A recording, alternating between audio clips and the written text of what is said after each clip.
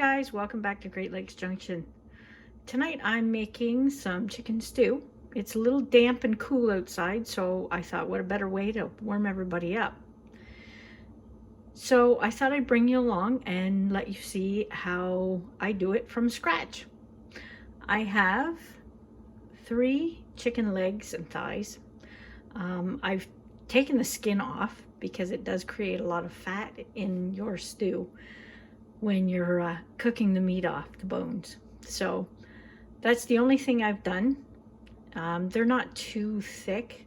They look rather big on the camera here, but they're not that big. They're not really thick. So I just put them in the pot. I put bay leaves in there and I fill it with water, just enough to cover the chicken up. And I let that simmer and cook, well, not quite boil, for about an hour. And then we'll take the chicken off the bones, shred it up, and we'll show you the rest after that. Okay, our chicken's all done, and I've pulled it out of the pot to let it cool off because it is boiling hot, and I don't want to burn my fingers when I shred it. So I have some vegetables here, just 3 potatoes and 3 carrots and some onions. You can use whatever onions you have. These are onions I have left over from my garden last summer. There's only a few left, so I just grab whatever I have in the fridge. So we just cut that up into bite-sized pieces, and while I'm shredding the chicken up, I'm going to put all the vegetables into our stock or broth. If you have any celery, you can put that in as well. I didn't have any. All as I have right now on hand is dried celery out of my garden that I dehydrated last fall. So I've put some of that in. It is a very strong flavor, so there's not much in there. I'll just add that to the pot. So while I'm shredding, I'm going to let this simmer for a little bit and cook down. I don't want to cook the chicken any more than it already is, so I'm going to add that back at the end. And I will be right back after I shred this, and you can see the other ingredients that I add in. Okay guys, all the vegetables are boiled up, cooked up, chicken's been added, and now I'm going to show you the rest of this recipe, and it's a quick one. So I have 1 can of cream of mushroom soup. If you prefer cream of chicken, by all means use it. I also have a ranch dressing mix. You can use the whole package. I only use half. It tends to be strong. 1 cup of sour cream. And again, I don't have any canned mushrooms. I don't have any fresh mushrooms, but I do have some dehydrated mushrooms I'm going to throw in there that I dehydrated from last year. You can put canned in or you can put fresh in if you prefer. If you don't like mushrooms, don't add them. Okay, we're going to add our spices, and I have a half a teaspoon of poultry seasoning.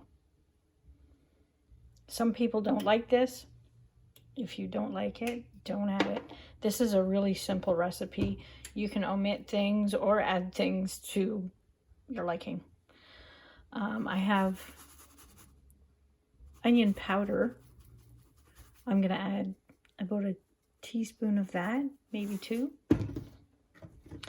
I have garlic powder, half a teaspoon of that.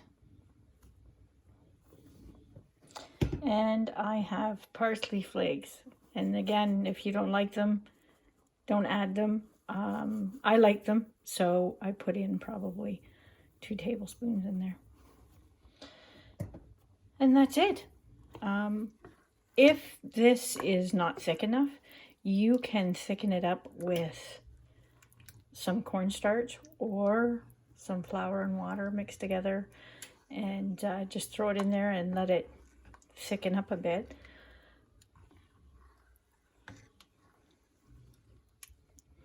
I usually serve this with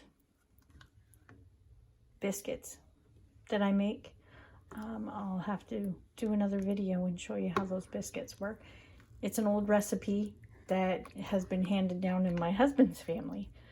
So, but this is our stew, and hopefully you enjoy it and give it a try.